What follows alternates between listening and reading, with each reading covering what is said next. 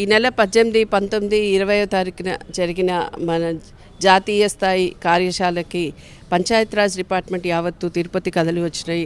అందరూ కూడా చాలా సంతోషంగా దీనిలో పార్టిసిపేట్ చేసి సక్సెస్ఫుల్గా 2 రోజులు ఆడిటోరియంలో గడిపిన తర్వాత ఈ 3వ రోజు ఈరోజు ఫీల్డ్ ట్రిప్ నిమిత్తం 4 గ్రామాలను ఎంపిక చేసి సెక్రటేరియట్ వ్యవస్థ ఆంధ్రప్రదేశ్లో నిజంగా ఫీల్డ్లో ఎలా జరుగుతుంది చూడటానికి వాళ్ళు వెళ్ళారు.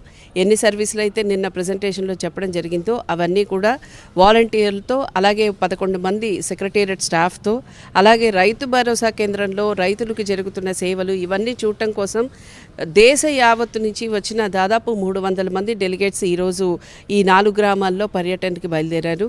ఈ 2 రోజులు యావత్తు చాలా ఉత్సాహంగా అందరూ పాల్గొనడం జరిగింది. ఇక్కడ ఆంధ్రప్రదేశ్ నుంచి మనకి 26 జిల్లాల నుంచి కూడా దాదాపు 400 మంది దీనిలో పార్టిసిపేట్ చేయడం జరిగింది. అందరూ కూడా చాలా ఉత్సాహంగా పాల్గొనటమే కాకుండా మనకి ఏవైతే ముందుకు తీసుకెళ్ళటానికి ఈ గ్రామ పంచాయతీ వ్యవస్థని మరింత మెరుగుదలగా మన సేవలు అందించడానికి పక్క రాష్ట్రాల్లో ఎలా జరుగుతుంది, మన రాష్ట్రం కంటే అక్కడే మనం మిస్ అయిన పాయింట్ ఏమన్నా అక్కడ ఉందా, దాన్ని మనం ఆచరిస్తే ఇంకా మరింత మెరుగ్గా మన పనితీరుని మలుచుకోగలమా అన్న ఆసక్తిగా యావత్తం అంతా కూడా బాగా ఆసక్తికరంగా పాల్గొని ఇందులో నేర్చుకోవడం జరిగింది.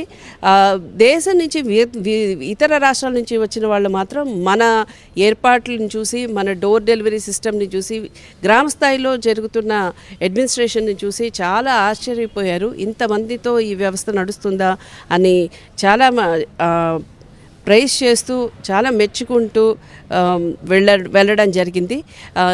దీన్ని ఇంకా మరింత ముందుకు తీసుకెళ్ళడానికి ఇచ్చిన సలహాలు, సూచనలు గ్రామ పంచాయతీ వ్యవస్థే కాకుండా మండలం మరియు జిల్లా స్థాయి నుంచి వచ్చిన అధికారులు కూడా ఆకలింపు చేసుకొని వెనుదిరగడం జరిగింది.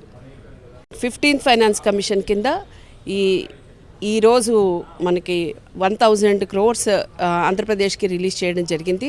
అవి మొత్తం కూడా మీ బ్యాంక్ అకౌంట్స్లో, పంచాయతీ గ్రామ అకౌంట్స్లో మీకు 1 బ్యాంకింగ్ డేలో రిఫ్లెక్ట్ అవటం జరుగుతాయి.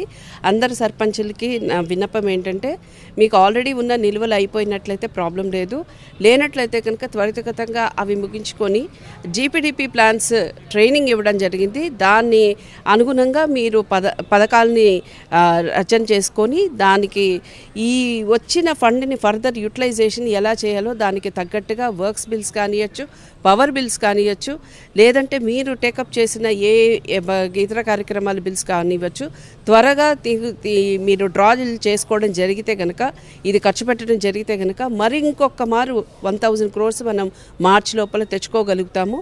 సో అందరూ కూడా ఈ విషయాన్ని గమనించుకుంటూ మండల, జిల్లా మరియు గ్రామ వ్యవస్థలో ఉన్న డ్రాయింగ్ ఆఫీసర్స్ ఎవరైతే ఉన్నారో, చెక్కర్ అండ్ అప్రూవర్స్ ఎవరైతే ఉన్నారో వాళ్ళు త్వరితగతంగా ఈ ఫండ్స్ని యూటిలైజ్ చేసుకోవాలని విన్నపం చేయడం జరుగుతోంది.